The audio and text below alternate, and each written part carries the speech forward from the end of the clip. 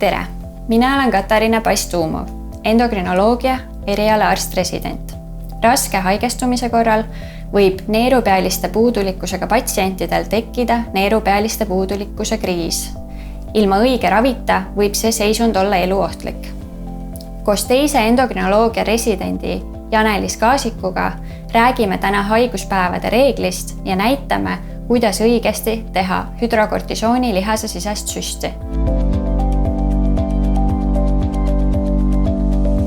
Neerupealiste asendusravi haiguspäevade reeglid on juhised, mida peaksid järgima haigestumise korral, et ennetada neerupealiste kriisi teket. Neerupealiste puudulikkusega inimestel võib kriis tekkida ka näiliselt kergete haigusseisundite korral, näiteks oksendamine, kõhulahtisus või palavikuhaigus. Tähtis on neid sümptomeid märgata ja hüdrokortisooni või prednisolooni asendusravi ajutiselt suurendada. Neerupealiste kriisi korral võivad inimesed tunda tohutut jõuetust, väsimust, uimasust, peavalu, seljavalu, pearinglust, tasakaaluhäireid istuma või püsti tõusmisel, lisaks iiveldust, nad võivad oksendada, kaotada teadvuse. Oluline on teada, et kõik need sümptomid ei pea neerupealiste kriisi ajal korraga esinema. Sümptomite tekkel on oluline kiiresti teha hüdrokortisooni lihasesisene süst.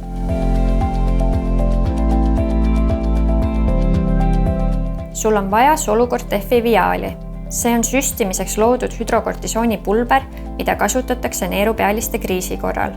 Viali alumises kambris on hüdrokortisooni pulber, ülemises kambris on süstevedelik. Veel on vaja süstlanõela ja salvrätte. Kontrolli pakendil olevat kuupäeva. Kui ravim on aegunud, kuid see on ainus süsteravim, mis sul käepärast on, kasuta seda igal juhul. Suru Viali korki tugevasti alla, et vabastada ülemises kambris olev vedelik alumisse kambrisse. Liiguta pudelit aeglaselt küljelt küljele, et ravim lahustuks.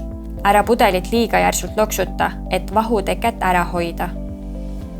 Kui vedelik muutub läbipaistvaks, eemalda pudeli korgilt kaitse. Näed kummist korki. Ava süstla pakend. Aseta süstla nõel süstla otsa ja eemalda nõelalt kork. Suru nõel läbi kummist korgi. Keera hüdrokortisooni viaal tagurpidi ja tõmba kogu vedelik nõela sisse.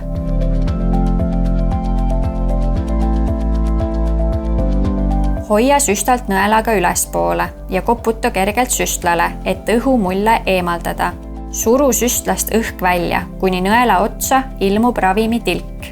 Hüdrokortisooni süsti võib teha õlavarre lihasesse või reie keskosasse.